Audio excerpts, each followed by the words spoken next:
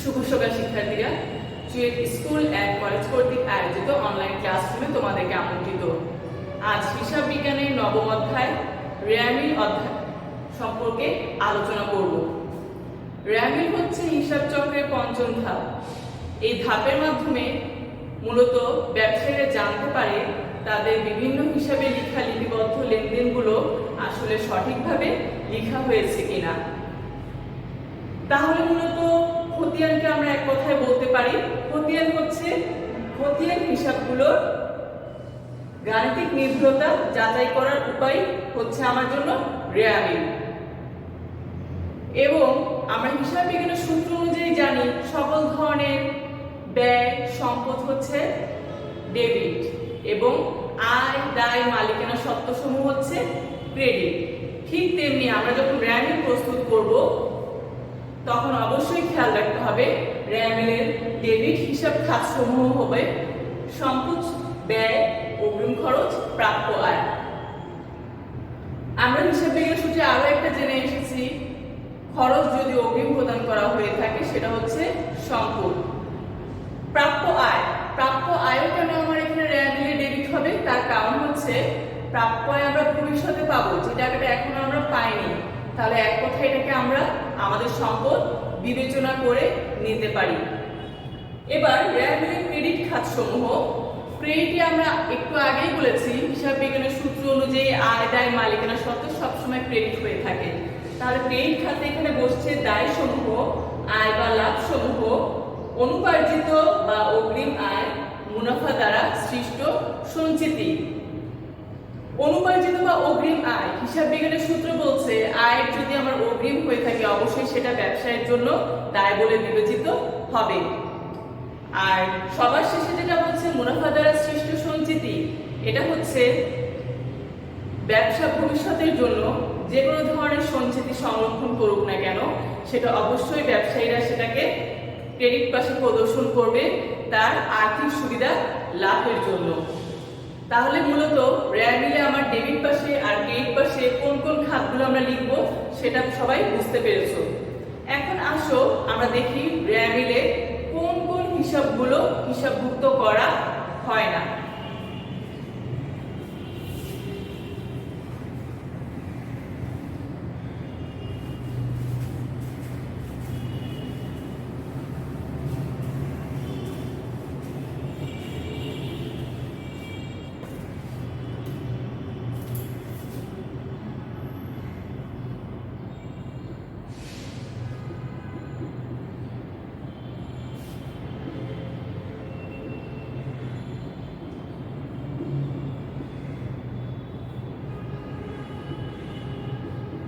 রেয়ামিলে যে সকল হিসাব অন্তর্ভুক্ত করা হয় না,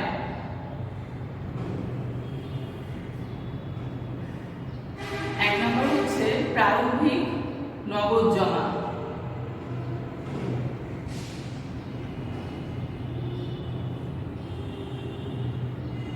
দুই প্রারম্ভিক ব্যাংক জমা,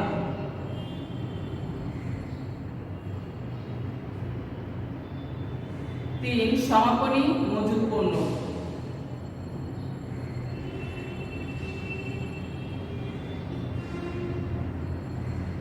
চার সম্ভাব্য যে কোনো হিসাব সমূহ। এই চার ধরনের হিসাব রেয়ামিলে অন্তর্ভুক্ত করা হয় না, তার কারণ কি দেখো। এক নম্বরে বলছে প্রারম্ভিক নগদ জমা। প্রারম্ভিক নগদ জমা বলতে বোঝাচ্ছে ব্যবসা শুরু করার সময় ব্যবসায়ী কত নগদ টাকা হাতে নিয়ে ব্যবসা শুরু করছে, তাহলে অবশ্যই সেই টাকাটা পুরো বছর শেষে ব্যবসায়ীর হাতে পরিবর্তন ঘটবে, সেটা হ্রাস পেতে পারে অথবা বৃদ্ধি পেতে পারে। তাই রেয়ামিলে সবসময় সমাপনী নগদ জমা যেটা থাকবে সেটা আমরা অন্তর্ভুক্ত করব, কিন্তু প্রারম্ভিক নগদ জমা যেটা থাকবে সেটা কখনো রেয়ামিলে অন্তর্ভুক্ত হবে না। সেম ভাবে কিন্তু দুই নম্বরে ব্যাংক ব্যালেন্স একজন ব্যবসায়ী বছরের শুরুতে যত টাকা থাকবে সেটা বছর শেষে পরিবর্তন অবশ্যই হবে বা হতে পারে। তো অবশ্যই যেহেতু পরিবর্তন হবে হবে, তাই আমার শুরুর দিকে প্রারম্ভিক ব্যাংক জমা যেটা থাকবে সেটা কখনো রেয়ার মিলে বসবে না। সমাপনী ব্যাংক জমা যেটা থাকবে রেয়ার মিলে সেটা অন্তর্ভুক্ত করা হবে। 3 নাম্বার, সমাপনী মজুদ পণ্য। সমাপনী মজুদ পণ্য বলতে কি বোঝাচ্ছে? এটা বলতে বোঝাচ্ছে আমার বছর শেষে কত টাকার পণ্য আসলে মজুদে থেকে গেল। তাহলে একটা ব্যাপার খেয়াল করো, মজুদে পণ্য কখন থেকে যাবে? যখন আমি সারা বছর সেই পণ্যটা ক্রয় করব অথবা উৎপাদন করব, সেখান থেকে অবিকৃত পণ্যটাই কিন্তু সমাপনী মজুদে আমার থেকে যাবে। তার অর্থ হচ্ছে সমাপনী মজুদের টাকাটা আমার অবশ্যই ক্রয় বা প্রারম্ভিক মজুদের সাথে অন্তর্ভুক্ত করা আছে। এখন যদি আমরা সমাপনী মজুদ পণ্যকে অন্তর্ভুক্ত করি, একই টাকা হিসাবে দুবার হিসাবভুক্ত হয়ে যাবে। তাই সমাপনী মজুদ পণ্য রেয়ার মিলে অন্তর্ভুক্ত করা হয় না। তবে বিশেষ কোনো প্রেক্ষিতে অন্তর্ভুক্ত মাঝে মাঝে হতে পারে, সেটা আমরা আগামী ক্লাসে দেখব। 4 নাম্বার, সম্ভাব্য যে কোনো হিসাব সমূহ। সম্ভাব্য সম্ভাব্য বলতে আমার বোঝাচ্ছে যে কোনো কিছু ঘটার সম্ভাবনা যা কিনা এখনো ঘটেনি। তাই ব্যবসায় যদি কোনো ধরনের আয় দায় খরচের বা সঞ্চিতির সম্ভাব্য আমার কোনো হিসাব থেকে থাকে, সেটাও আমার রেয়ার মিলে কখনোই অন্তর্ভুক্ত করা হবে না। তাহলে চলো আজকে আমরা বোর্ড বইয়ের গাণিতিক সমস্যা একটি সমাধান নিয়ে আলোচনা করব। সবাই বোর্ড বই পৃষ্ঠা 138 2 নাম্বার সমস্যাটি লক্ষ্য করো।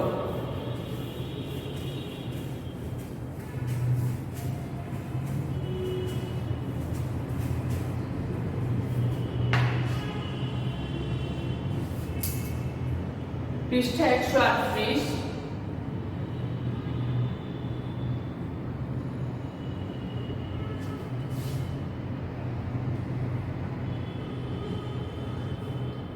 2 ক নাম্বার প্রশ্নটি খেয়াল করো। জুবিলি এন্টারপ্রাইজের রেয়ার মিলে যে উদ্বৃত্তগুলো অন্তর্ভুক্ত হবে না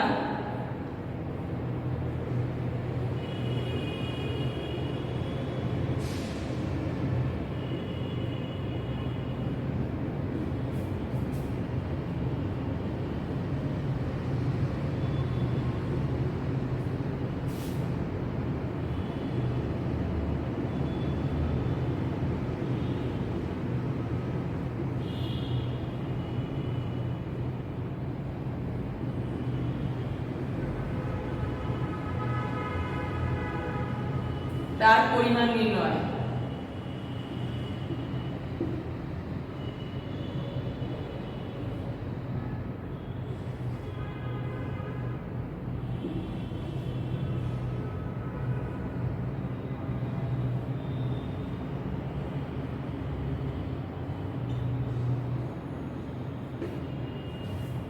তাহলে শুধু উদ্দীপকে খেয়াল করো।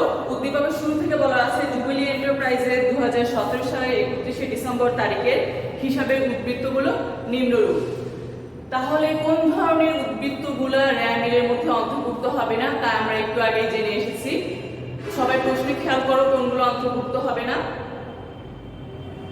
উদ্দীপকের বাম পাশ থেকে খেয়াল করো, নগদ তহবিল 1/1/2017 6000 টাকা। নগদ তহবিল 1/1/2017 অর্থ হচ্ছে প্রারম্ভিক নগদ তহবিল। তাহলে এটা রেয়ার মিলে অন্তর্ভুক্ত হবে না।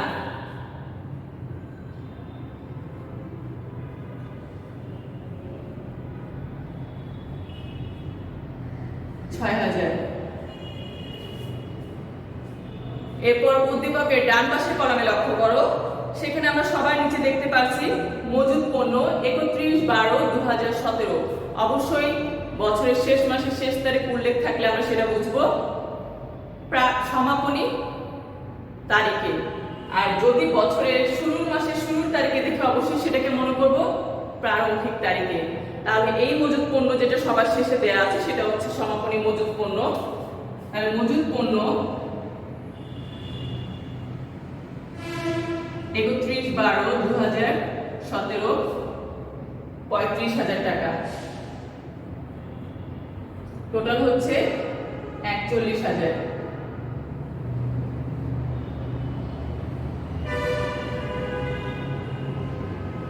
তাহলে মোট 41,000 টাকার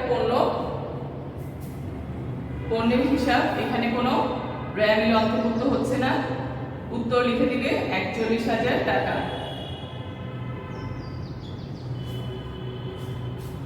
তাহলে এই দুটো হিসাব ছাড়া কিন্তু আমরা জানি আরো দুটো জিনিস ব্যয় মিলে অন্তর্ভুক্ত করা হয় না, যদি উদ্দীপকে প্রারম্ভিক ব্যাংক জমা থাকতো অথবা সম্ভাব্য কোনো হিসাব থাকতো। তাহলে এই চারটি হিসাব তোমরা মনে রাখবে। এবার আসো খ নাম্বার, উপযুক্ত উদ্বৃত্তগুলো দ্বারা জুবিলি এন্টারপ্রাইজের ব্যয় মিল প্রস্তুত করো। তাহলে এখন ব্যয় মিল যেহেতু প্রস্তুত করতে হবে, ব্যয় মিল করার জন্য একটা ছক অনুসরণ করা হয়, যে ছকটা দেখতে সম্পূর্ণ জাবেদা ছকের মতো।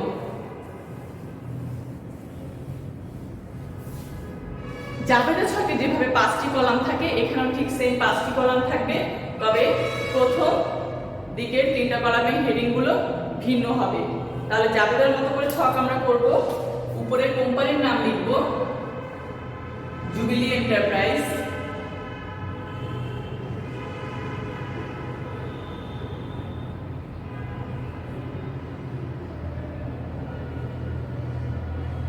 রেওয়া মিল, 31শে ডিসেম্বর 2017।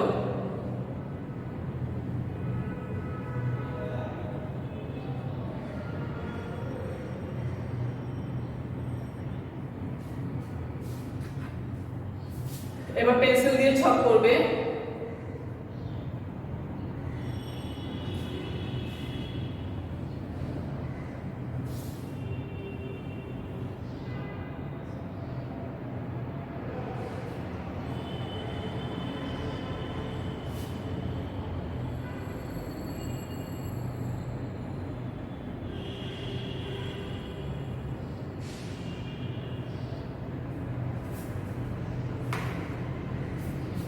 প্রথম কলামের নাম হবে ক্রমিক নং,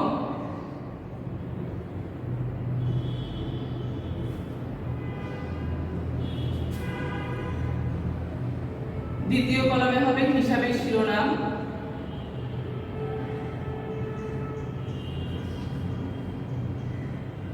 তৃতীয় কলামে হচ্ছে খতিয়ান পৃষ্ঠ,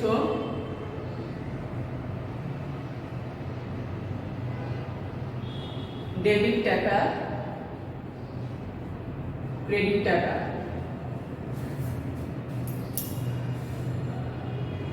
যেহেতু আমরা শুরুতেই জেনে এসেছি ব্যয় মিল হচ্ছে খতিয়ানের বিভিন্ন হিসাবগুলোর উদ্বৃত্ত নিয়ে তৈরি করা হয়ে থাকে, তাই এখানে আমরা বিভিন্ন হিসাবগুলো ক্রমিক নম্বর 1, 2, 3, 4 সিরিয়াল অনুযায়ী এখানে প্রদান করব। হিসাবগুলোর কোড নাম্বারও থাকতে পারে যদি আমার উদ্দীপকে উল্লেখ থাকে। কোড যদি উল্লেখ থাকে যে 101, 102, তখন আমরা এখানে কোড নাম্বার লিখে কোড নাম্বার কলামটা ইউজ করব। এখন যেহেতু আমরা উদ্দীপকে দেখতে পাচ্ছি কোনো ধরনের কোড নাম্বার দেয়া নেই, তাই আমরা এখানে লিখলাম ক্রমিক নং, আমরা এখানে নাম্বার মেইনটেইন করব। এরপর হচ্ছে হিসাবের শিরোনাম। হিসাবের শিরোনাম কেন? কেননা আমাকে প্রশ্নের র্যাঙ্কিং তৈরি করার সময় সবসময় কিছু হিসাবের টাকা দেয়া থাকবে, এখানে আমরা সেই হিসাবের নামগুলো বসাবো। কেননা খতিয়ানে কিন্তু আমরা প্রত্যেকটা হিসাবের নামে আলাদা আলাদা ছক করি, সেই ছকের আমার সবার শেষে যে ব্যালেন্সের টাকাটা থেকে যায় সেই টাকাটাকে নিয়েই এখানে খতিয়ান প্রস্তুত করা হয়। এবার আসে খতিয়ান পৃষ্ঠ। খতিয়ান পৃষ্ঠ কলামটি কেন লেখা হচ্ছে? তার কারণ হচ্ছে আমরা খতিয়ান থেকে র্যাঙ্কিং প্রস্তুত করে থাকি। বড় বড় প্রতিষ্ঠানে এগুলো সাধারণত বিভিন্ন পেজের অসংখ্য পেজের লেনদেন হয়ে থাকে, তখন তারা পেজ নাম্বারটা এখানে উল্লেখ করে। তবে সাধারণত আমাদের এই মাধ্যমিক পর্যায়ের লেভেলে কোনো ধরনের পেজ নাম্বার এখানে উল্লেখ যেহেতু উদ্দীপকে থাকবে না বা না থাকার সম্ভাবনাই বেশি, কলামটা খালি থাকবে। সবার শেষে হচ্ছে ডেবিট টাকা আর ক্রেডিট টাকা, এখানে আমরা টাকার পরিমাণগুলো হিসাবের বিপরীতে যেটা যেই পাশে বসবে সেদিকে বসাবো। তাহলে প্রশ্নে চলে আসো, আমরা সিরিয়াল ভাবে লিখতে থাকি। 1 নাম্বার মূলধন। মূলধন হচ্ছে মালিকানা সত্ত্ব, আমরা জানি মালিকানা সত্ত্ব অবশ্যই ক্রেডিট হয় 1,50,000। 2 আসবাবপত্র ও সাজসজ্জা।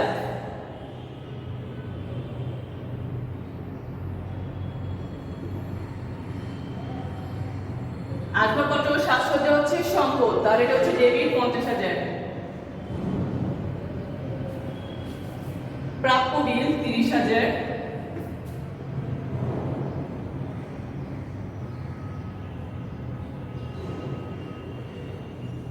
প্রাপ্য বিল প্রাপ্য বিল হচ্ছে যে বিলের টাকাটা আমরা ভবিষ্যতে পাবো, তাহলে এটা অবশ্যই হচ্ছে সম্পদ, তাই ডেবিট। 4 প্রদেয় বিল 25,000,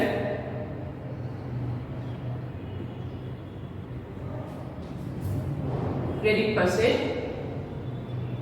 প্রদেয় বিল অর্থ হচ্ছে প্রদেয়, যে বিলের টাকাটা আমাকে পরিশোধ করতে হবে, দিয়ে দিতে হবে, তাহলে কিন্তু আমরা এটা এখন দেইনি, দিয়ে দিতে হবে, তাহলে এই বিলের টাকাটা হচ্ছে আমার জন্য অবশ্যই দায়, তাই ক্রেডিট পাশে বসবে। সাধারণ সঞ্চিতি 5,000,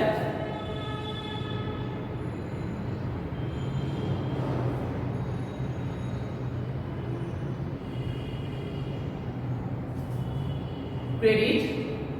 কেননা আমরা একটু আগে জেনে এসেছি মুনাফা ধারা ব্যবসায় প্রতিষ্ঠানে যে সকল সঞ্চিতি সৃষ্টি করা হবে সেটা অবশ্যই হচ্ছে ক্রেডিট।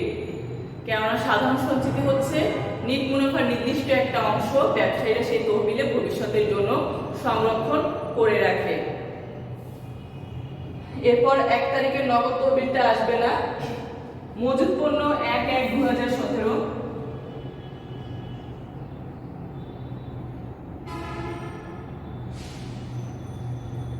এটা অর্থ হচ্ছে প্রারম্ভিক মজুত পণ্য। প্রারম্ভিক মজুত পণ্য একটা ব্যবসায়ের শুরুতে অবশ্যই থাকতেই পারে এবং সেটা অবশ্যই ব্যবসায়ের জন্য ক্রয়কৃত পণ্যের অংশ হিসেবে বিবেচনা করা হয়, যেটা গত বছর মজুদে কিনা হয়ে গিয়েছিল, থেকে গিয়েছে বা সমাপনের মজুদে থেকে গিয়েছিল, সেই অংশটা আমরা এবছর শুরুতে ব্যালেন্স নিয়ে শুরু করছি, তাই প্রারম্ভিক মজুত পণ্য অবশ্যই আমার জন্য ডেবিট।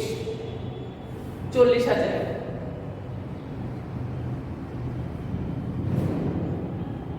7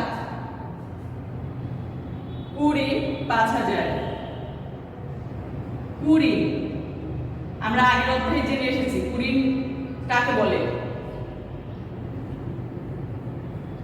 20 হচ্ছে আমরা দেনাদার থেকে যে টাকাটা আর পাবো না, এটা হচ্ছে আমার জন্য মুনাফা জাতীয় ক্ষতি, তাই এটা অবশ্যই ডেবিট।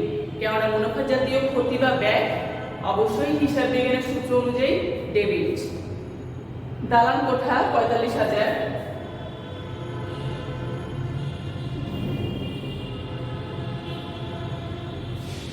দালান কোঠা নামটা শুনে আমরা বুঝতে পারছি এটা হচ্ছে কি সম্পদ, সম্পদ হচ্ছে ডেবিট। দেনাদার 30,000, দেনাদার হচ্ছে সম্পদ, তাই ডেবিট। পাওনাদার 25,000, পাওনাদার হচ্ছে দায়।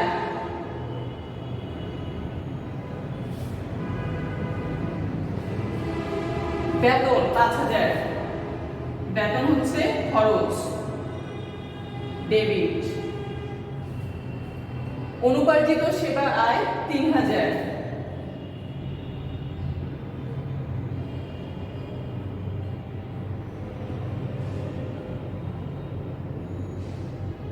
অনুপার্জিত সেবা আয় যেটা আমরা ক্লাসের শুরুতে আলোচনা করেছি অগ্রিম সেবা আয়, আয়ের অগ্রিম অবশ্যই ব্যবসায়ের জন্য হচ্ছে দায়। 3,000।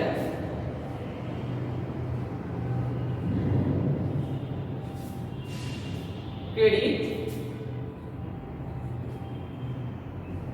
ব্যাংক জমাতিরিক্ত 2,000, ব্যাংক জমাতিরিক্ত আমরা জানি এটা হচ্ছে কিন্তু কি দায়। ব্যাংক জমার অতিরিক্ত টাকা তুমি যদি নিয়ে থাকো সেটা হবে তোমার ঋণ হিসেবে বিবেচিত হবে, তাই এটা হচ্ছে আমার জন্য দায়, এটা ক্রেডিট পাশে বসবে 2,000।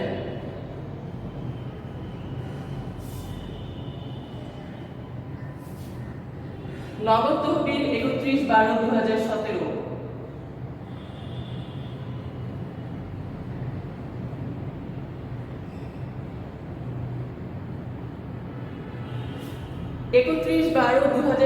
দেখে আমরা বুঝতে পারছি এটা হচ্ছে সমাপনী নগদ তহবিল, অবশ্যই এটা অন্তর্ভুক্ত হবে 10,000 টাকা সম্পদ, তাই ডেবিট। 15 বীমা 8,000, বীমা হচ্ছে ব্যবসা প্রতিষ্ঠানের নিরাপত্তামূলক খরচ, তাই 8,000 টাকা হচ্ছে ডেবিট। সবগুলো হিসাব লেখা শেষ, যেগুলো রেয়া মিলে অন্তর্ভুক্ত করা হবে। এখন কাজ হচ্ছে সবাই ক্যালকুলেটরের সাহায্যে ডেবিট আর ক্রেডিট পাশের যোগফলগুলো নির্ণয় করবা এবং অবশ্যই দেখবা উভয় পাশের যোগফল সমান হতে বাধ্য। আর সমান হলে আমরা বুঝে নেব যে আমাদের গাণিতিক হিসাবসমূহ লিপিবদ্ধ করায় কোনো ভুল নেই, সম্পূর্ণ শুদ্ধ আছে। আর যখনই দেখবো যে আমাদের যোগফল মিলছে না, তখনই আমরা ধরে নিব আমাদের হিসাবে কোথাও ভুল আছে। তখন ব্যবসায়ীরা সেই হিসাবের ভুলটা খুঁজে বের করার জন্য হিসাবপত্রগুলো আবার যাচাই করবে। তাহলে সবাই এখন যোগফল নির্ণয় করবা ডেবিট আর ক্রেডিট পাশে।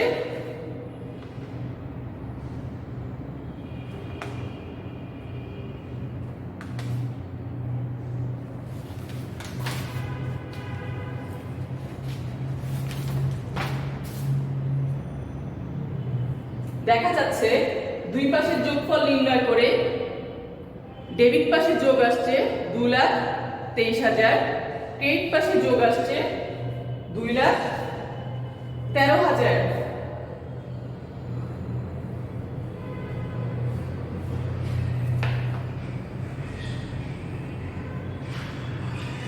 এই যে দুই পাশের যোগফল 2,23,000 আসলো আর 2,13,000 আসলো, তাহলে অবশ্যই বুঝে নিতে হবে আমার যেই অংশ টাকাটুকুর জন্য রেয়ামিলটা মিলছে না, সেটার জন্য সাময়িকভাবে রেয়ামিল হিসাব বন্ধ করার জন্য একটা হিসাব খোলা হয়, যেটাকে বলা হয় অনিশ্চিত হিসাব। তাহলে 16 নম্বরে আমরা লিখব যেই পাশে টাকা আমার কম হচ্ছে সেটার জন্য অনিশ্চিত হিসাব, ক্রেডিট পাশে শর্ট হচ্ছে 10,000। লিখার পর আমরা এবার টাকার কলাম ক্লোজ করে 2,23,000, 2,23,000।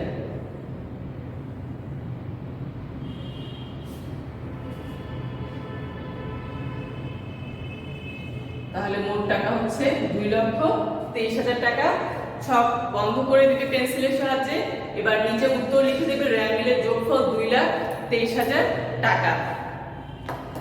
তাহলে এই রেয়ামিলের সাথে সঙ্গতি রেখে তোমাদের মেইন বইয়ে যে ধরনের গাণিতিক সমস্যাগুলো আছে তোমরা সেই রেয়ামিলগুলো বাসায় চর্চা করবে।